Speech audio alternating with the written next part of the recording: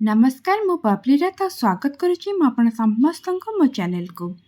आज आम प्रस्तुत करवा बहुत ही क्रिस्पी बहुत ही टेस्टी नड़िया पकुड़ीर रेसिपी।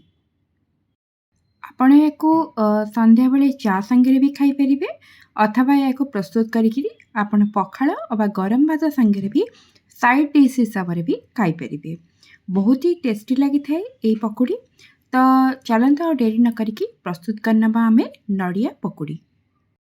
तो नड़िया पकुड़ी को प्रस्तुत करने मुझे किसी नड़िया को ये भाव में छोट छोट करके काटिकी नहीं जाइए। सांगे अदा रसुण आ लंका को भी काटिकी नहीं। आपण जदि ताको बिना पियाज रसुण रे प्रस्तुत करने को चाहते आपण ताको पियाज रसुण को स्किप करके भी प्रस्तुत करें। एठी किछि बुट डाली को मु बतुरेकी नहीं से 2 ରୁ 3 टेबल स्पून बुट डाली को एमती आम बाहर कर नबा ताको आम परे ऐड करबा। बाकी बुट डाली को आम गोटे मिक्सिंग जार रे ऐड कर नबा।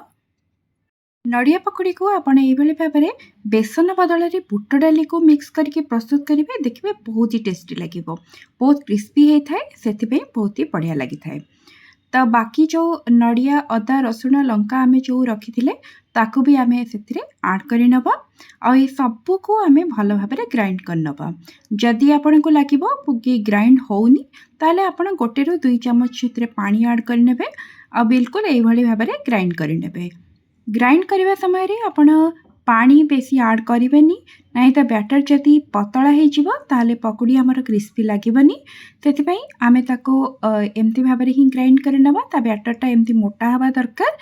तापरे आमे जो बुट डाली को रे रखी नहीं से बुट डाली को आम ऐड करवा आउ सांगे ऐड कर नबा किछि कटा होइतिबा पियाज लंका आउ भृसंग पत्र को। आपण को लंका पियाज सब जेतिकी पसंद आपण से अनुसार से ऐड करेंगे। जेतिकी राग खाती से अनुसार आपण से लंका को ऐड करेंगे। तापर आम से जीरा आउ स्वाद अनुसार लुण आउ किछि हलदी को ऐड करबा। हलदी को ऐड करबा द्वारा भल कलर आसी थाए पकोड़ी रे। तो ये सब को तापर आम भल भाव में मिक्स करनबा। एबे हमर पकोड़ी पे बैटर टी पूरा मात्रा रे प्रस्तुत हो गला।